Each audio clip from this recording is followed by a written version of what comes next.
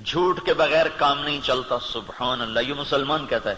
سود کے بغیر کام نہیں چلتا. یہ مسلمان کے جب بول ہوں تو زمین آسمان کانپے نہ تو کیا کرے؟ الا لعنت اللہ علی الکاذبین. اللہ نے کہا غور سے سنو، جھوٹوں پہ اللہ کی لعنت. اور یہ سب تاجر کہتے ہیں جھوٹ کے بغیر کام نہیں چلتا. ایک تاجر نے نا، اچھا بڑا تاجر تھا، وہ 3 دن لگا داڑھی رکھ لی چھوٹی چھوٹی. مجھے بڑی خوشی ہوئی. کچھ دن بعد ملاقات ہوئی تو شیو کیا ہوا. میں نے کہا یہ کیا کیا؟ کہنے لگا جو سارا دن جھوٹ بولنا پڑتا تو میں نے شیو کرا دیا. میں نے کہا اللہ کے بندے، کوئی داڑھی کی وجہ سے جھوٹ حرام ہے؟ جھوٹ تو کلمے کی وجہ سے حرام ہے. اب تو نے 2 گناہ شروع کر دیے، داڑھی بھی منڈائی، جھوٹ بھی بولا. تو اب داڑھی منڈانے سے جھوٹ حلال ہو گیا. جھوٹ کا حرام ہونا داڑھی کے ساتھ نہیں ہے، جھوٹ کا حرام ہونا کلمے کے ساتھ. کہ تو کلمہ پڑھ کے جھوٹ، تو یہ کیوں کہتا ہے کہ داڑھی رکھ کے جھوٹ بولوں مجھے شرم آتی ہے؟ تو یہ کہ کلمہ پڑھ کے جھوٹ بولوں مجھے شرم آتی ہے. کلمہ پڑھنے کے بعد جھوٹ بولنا بے حیائی ہے نا کہ داڑھی رکھنے کے بعد. داڑھی تو سکھوں نے بھی رکھی ہوئی.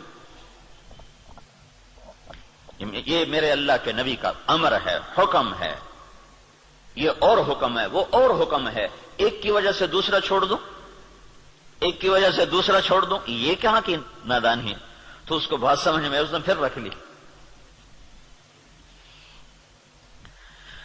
تو اب جب تاجر کہے جھوٹ کے بغیر کام نہیں چلتا، سود کے بغیر تجارت نہیں چلتی، اور اللہ کہے لعنت اللہ علی الکاذبین، جھوٹوں پہ اللہ کی لعنت، اور اللہ تعالیٰ کہے فاذنوا بحرب من اللہ ورسولہ، یا سود چھوڑ دو یا اللہ اس کے رسول سے جنگ لڑنے کے لیے تیار ہو جاؤ. ہماری تو جنگ اللہ امریکہ سے تھوڑی ہماری جنگ ہے، یا ہندوستان سے تھوڑی ہماری جنگ ہے، یا اسرائیل سے ہماری جنگ. تو ہماری تو اللہ سے جنگ ہوئی پڑی. اللہ ہمارے خلاف جنگ کر رہا ہے. اصل تو مقابل میں اللہ آیا ہوا ہے، اللہ اس کا رسول آیا ہوا ہے. صرف اللہ اکیلا نہیں ہے، یعنی ایسا اعلان اللہ نے کسی جگہ کیا ہی نہیں. تو کتنی بے غیرتی ہے کفر. دنیا کا سب سے بڑا گناہ ہے کفر.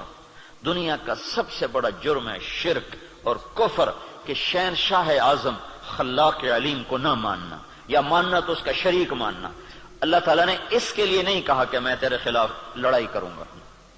ان کو دھمکیاں دیں جہنم میں ڈالوں گا، آگ میں ڈال دوں گا، تباہ کر دوں گا. لیکن سود کھانے والا 5 وقت کا نمازی بھی ہے تو اللہ کہتا تیار ہو جا، تیری میری جنگ ہے. اور صرف میری نہیں، میرا رسول بھی تیرے ساتھ جنگ کرے گا. میں بھی کروں گا، میرا رسول بھی کرے گا. تو بڑا جگر ہے لوگوں کا جو اتنے بڑے اعلان کے بعد، اتنے بڑے اعلان کے بعد کہیں جی سود کے بغیر تو پھر کام نہیں چلتا. تو یہ جب دین ادھورا ہوتا ہے تو پھر کیا ہوتا ہے، یہ سارا میں آپ کو قرآن پاک سے بتا رہا ہوں.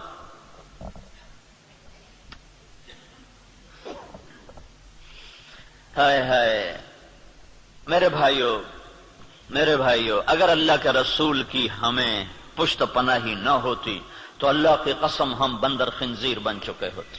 دعا دو اس مدینے والے کو جو اتنا رویا ہے. کوئی نبی اتنا نہیں رویا کہ اللہ کو جبریل بھیجنا پڑے کہ بس کر اتنا نہ رو. کوئی نبی اتنا نہیں رویا ہے. تو تمہارا نبی اتنا رویا ہے کہ 1 دفعہ نہیں سینکڑوں دفعہ جبریل آیا ہے، یا رسول اللہ کہہ رہا ہے اتنا نہ رو. اور اس کو چھوڑو، قرآن کی گواہی سنو، قرآن کی جو قیامت تک پڑھا جائے گا، قیامت تک پڑھا جائے گا. اور ہر گھر میں ہے. حدیث پاک تو انہی کے گھر میں ہوگی جس کو تھوڑا حدیث کا علم ہے، لیکن قرآن تو ہر پڑھے لکھے ان پڑھ کے گھر میں ہوتا ہے.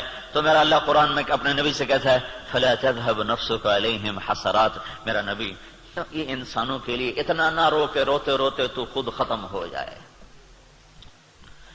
یہ اگر ان کے آنسو نہ ہوتے اور ان کی دعائیں نہ ہوتی اور ان کا رونا دھونا نہ ہوتا تو اللہ ہم پر بھی ایسے ہی رندہ چلاتا جیسے پہلی قوموں پہ رندہ چلا کہ بندر بنا دو، خنزیر بنا دو، پتھروں سے دبا دو، پانیوں سے بہا دو، ہواؤں سے اڑا دو، کر دیتا. اللہ کی ہم سے کیا رشتہ داری، کیا تعلق؟ ان اللہ لغنی عن العالمین.